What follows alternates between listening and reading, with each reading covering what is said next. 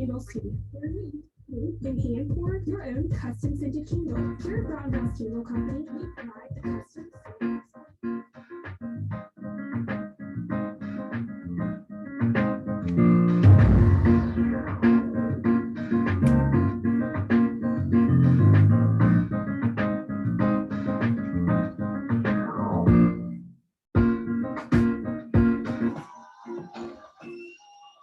Ladies and gentlemen, welcome back to On the Mic with Mike.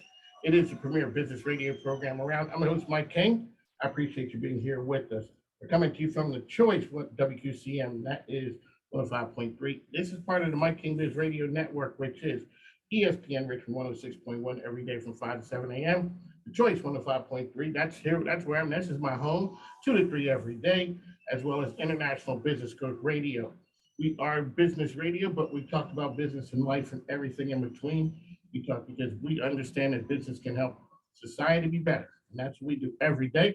Really quickly, we got to start off. We are here with Minister Tiger. He's on the wheels of steel. Welcome, Pastor.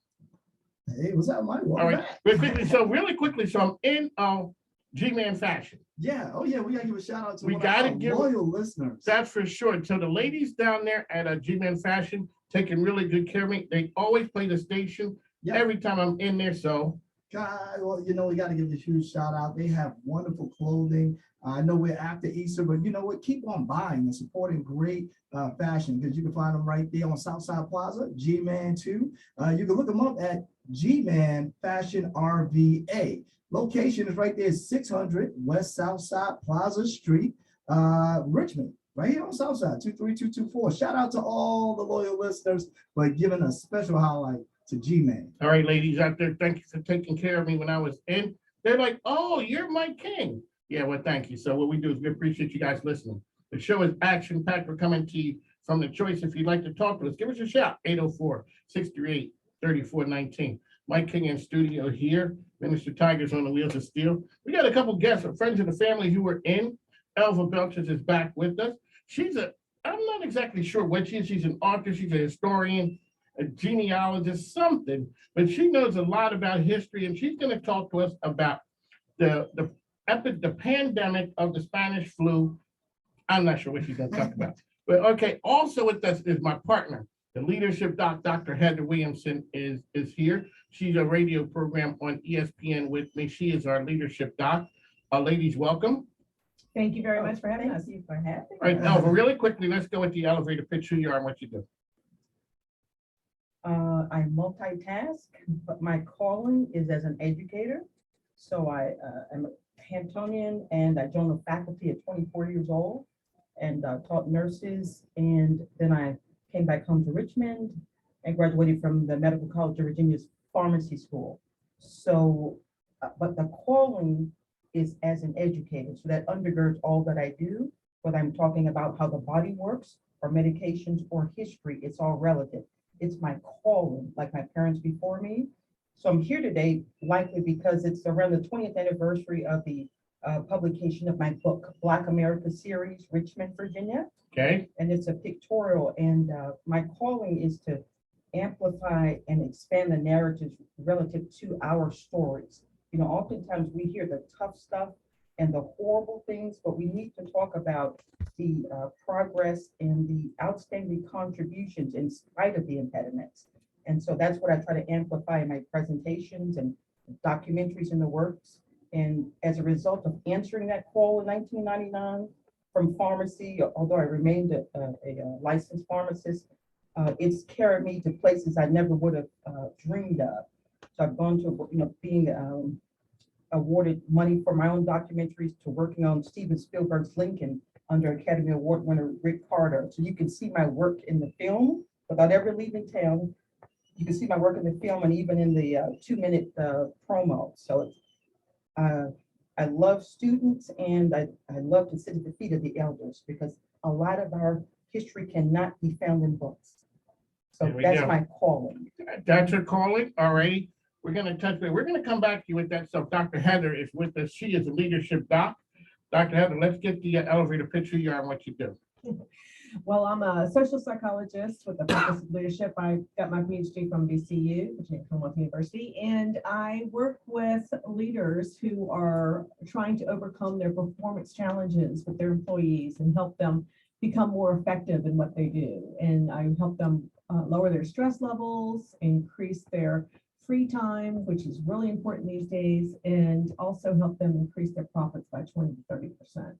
So I've been doing this for 14 years and love working with those who are trying to become leaders within companies and within themselves.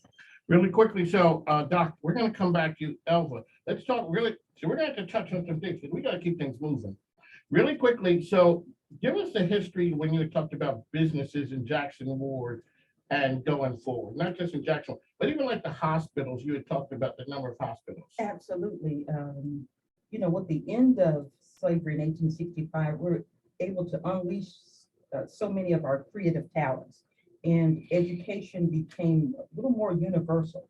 So with that, you see some great strides being made. For an example, between 1888 and 1929, we actually had 6 Black-owned banks formed here. And as a matter of fact, the very first bank chartered by Blacks in all of America was in Richmond. It was not Maggie Walker's bank. Hers was the 4th year. The first one was the Savings Bank of the United Order of True Reformers, more commonly called the True Reformers Bank. And that first home that it was in still stands at 105 West Jackson Street. Can I ask you a question Sure. as you go along? Mhm. How does it, you don't know those guys that they're number one. Mhm. How do we not know 2 or 3, but we know Maggie Walker? Because hers is just the most prominent and it lasted throughout the ages. That's why. Okay. Absolutely. And yes, so we had 6. And people are also surprised at the fact that we had at least 10 Black owned and published newspapers between 1877 and 1930, with the Virginia Star leading things off. So these are the things that I try to amplify because, I mean, it's astounding when you think about it. The first bank officially chartered by Blacks in all of America was here. And you see Maggie Walker and John Mitchell and the others were true reformers before, you know, they became big in most people's eyes, if you will. When we talk about health equity today and the determinants of health and that kind of thing, these people were already on that, Mike. For an example, in 1902, we had the organization of the Richmond Hospital and Training School for Nurses, because prior to that, any Black doctors could not follow their patients into a hospital in practice. They could take them to the door and that was it. And so along with the growth of the Black hospital movement, we had the Richmond Hospital and Training School for Nurses founded in 1902. Well, Mike, that hospital continues today as Richmond Community Hospital.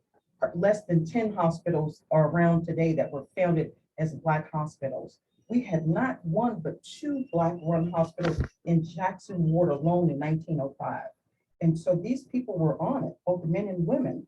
One of the founders of that Richmond Hospital and Training School for Nurses was Dr. Sarah G. Jones, an 1893 graduate of Howard University's Medical School, where our Dr. Sarah Jones became the first known Black woman to pass the boards and become a licensed physician here in 1893. But moreover, through my own scholarship, I've determined that she is the first Virginia board woman of any ethnicity to pass the boards here and become a licensed doctor. On the mic with Mike, we're here, Elva Belsches, Dr.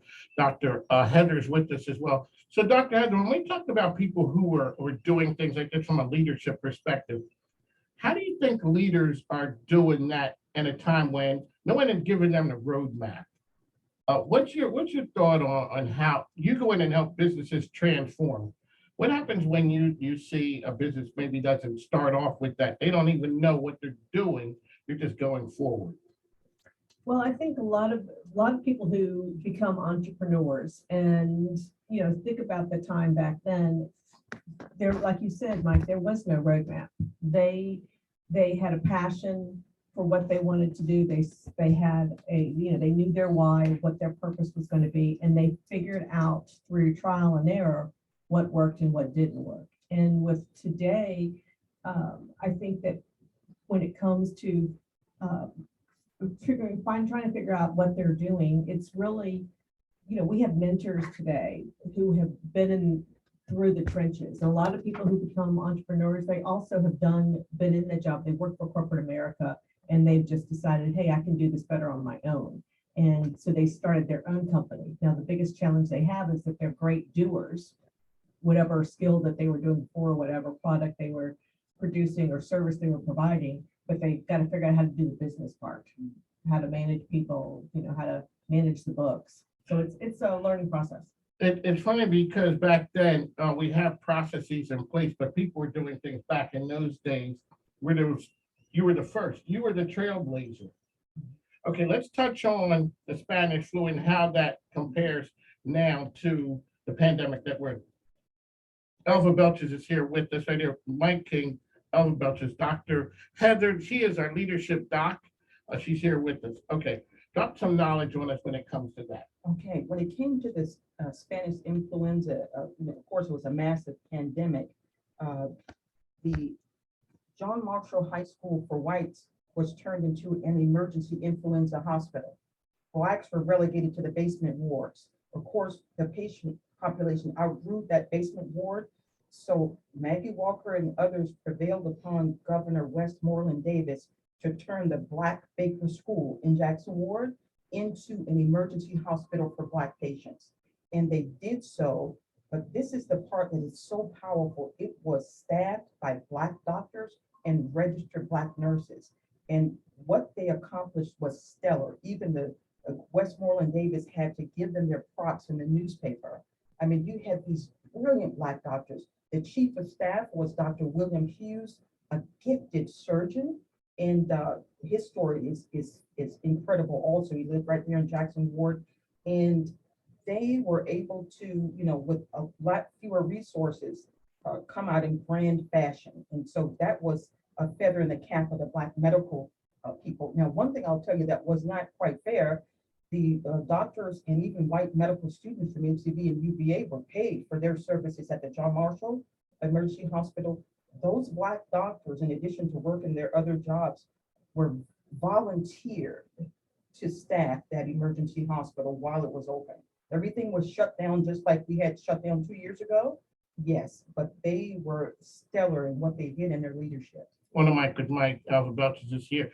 This is where we talk about how we have information to help the community be better. We'd like to thank Dr. Heather here. She's one of the sponsors of the show. What that means is we allow people to come on and talk about what they do, sharing information. And how do we do it? With great sponsors and advertisers who are here with us. So really quickly, you told me a story about the dentist. Oh, remember? Oh, which Well, one? There was a dentist that something about when he would take the teeth out as he was riding along. No. Okay, see, ladies and gentlemen, she has a million stories. Okay, we're going to touch on that. So let me ask you this right here. Oh, yes. Okay, here we go. Here we go, ladies and gentlemen. This Yes. is it. This is Peter Hawkins. So you're talking late 1700s. Peter Hawkins is considered to be the first quote unquote dentist. That's a stretch right there. Yeah, but he was the city's tooth puller. He had a sign over his little hut near where Burke Road is today. But to make a long story short, according to Samuel Mordecai's book, Richmond in Bygone Days or Eras, if you had a bad tooth, you'd see him, and without even dismounting his horse. Stop it. He would take out his pullakins, and that's a real word, and he would extract your tooth without dismounting his horse. And as Samuel Mordecai said, sometimes a sound or good tooth came out with the bad tooth because his wrists were so strong. I think he was a blacksmith, and he also pulled the fangs of Satan, as they said, as a preacher on Sunday. But yes, Peter Hawkins was the city tooth puller, and he was a Black man. Ma'am, I've heard a lot of disturbing stories in my life. That one has stayed with me. That there's just so many parts of that they're just disturbing and haunting. That one, I don't even have time to get off of this horse. I don't. I'm just gonna start ripping teeth out. Medication, anesthesia. No, we don't have any. Stand here. If you just stand here and suck it up. Wow. Okay. One of my Elva Belsches is here. She is talking about this history. So when you see Minister Tiger's father, Pastor Foote, You looked at him and what did you think? It's such a welcoming place and welcoming people, both Reverend Foots, so it's a blessing to be here on the premises. But we talked about the fact that our people are from the same area, North Carolina, and you can see the resemblances because many of us are descendants of the Tuscarora, Native Americans there, and blacks and whites, to be honest. A lot like Charles City, it's called a triracial isolate. When you hear that term, I've the never, black, the white, and the red are related. That's what it means. And that's this, it goes for Bertie County, Halifax, Bertie, and Martin, they're all contiguous, they're all together. So yes, I could see the resemblances of people that I know and having done a lot of research in that area. Mhm. okay, on the mic with Mike. So, on the mic with Mike, we have to go away and pay some bills. We will be back in just a little bit. Give us a shot. We got some interesting conversations going on here. This is WQCN, The Choice, 105.3, 804-638-3419. It's part of the Mike King Biz Radio Network. After me, Steph B, the Brooklyn Betty with the business breakdown. She also gives you 16 bars of business. What does that mean? She gives you where business and culture collide. We'll be back shortly.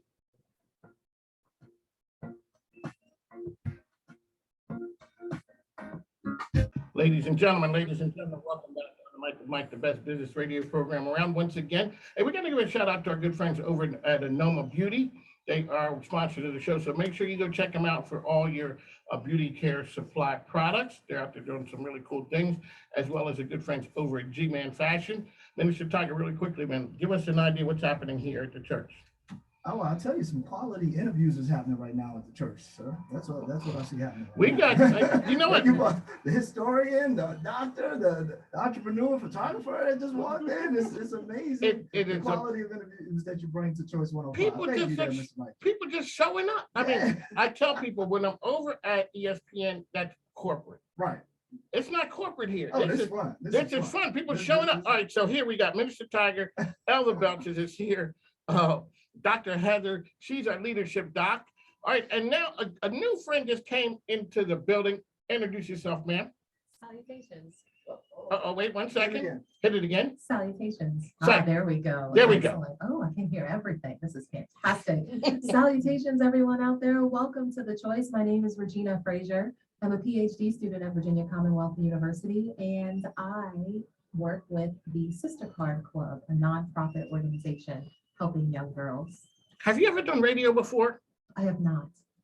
She's ready. She's ready. Some people are born to do it. Exactly. I mean, with that, you got. I'm still struggling to find my voice. I got to work on that salutations. I do. All right, really quickly, let folks know what the Sister Club is.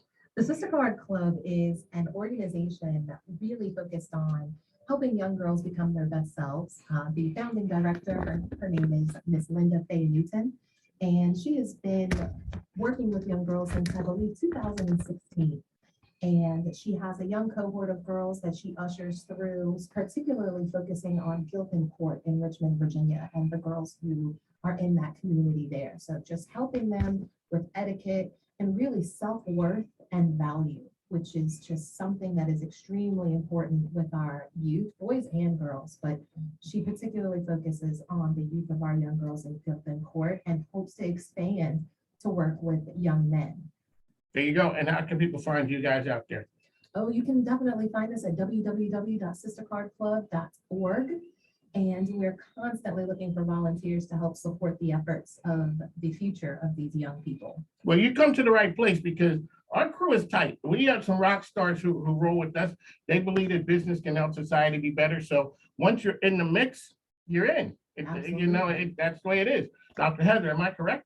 Absolutely, you are definitely correct. Those are our 6 a.m. text messages, Saturday evening emails, just about how can we help you guys get to where you want to get to. So Eva Belsches one. All right. So you've had some great stories here. Let's talk about like the changes that you've seen. No, forget that. Let's talk about genealogy. How you are the historian of the family. You help people find their way, their history. Why is that so important? It serves to be as a basis for faith, because when you see how far faith and how God has brought us, and the distance you can't help but be a believer. And it also engenders hope, and it engenders respect. When you look at what people have been brought through to now, oftentimes it serves as a blueprint. For an example, in Halifax County, the Reverend Foots people from also, my great-great-great-grandfather purchased 135 acres in 1870. I don't know where he got the money from, but you look at that and you say to yourself, if he could do that 5 years after freedom. I don't have an Wow. excuse right now. Absolutely. There is no excuse. Yeah. I mean, Yeah. when you're talking about cards stacked against you and you roll out like that, and that sets up the next generation. So you say you believe in the elders because you learn things. Yes, I love to sit at the feet of the elders as we discussed, because a lot of our history can't be found in any history books. But when you mind the memories of the elders, it engenders again that hope and respect, and it really amplifies and promotes a deep and abiding faith. Absolutely, Yeah. and they are the blueprint. Oftentimes younger people have a penchant for going to Facebook if they have issues. To take your issues to elders, to ask how they made it, how I got over and that kind of thing. It's faith and hard work. And so, sitting at the feet of the elders gives us the blueprint. Here you go, ladies and gentlemen. That's it. All righty, Dr. Heather, how can people find you out there? You are a radio personality. Give us an idea of what your radio show is about and what people can expect. So my radio show is Leadership Talk, or Talk Leadership with Dr. Heather, the Leadership Doc. And we are really going to be focusing on from interviewing leaders in the community and how they achieve what they do, whether it's through their delegators, they are empowering people, they are exhibiting trust. So the employees trust them and they trust their employees.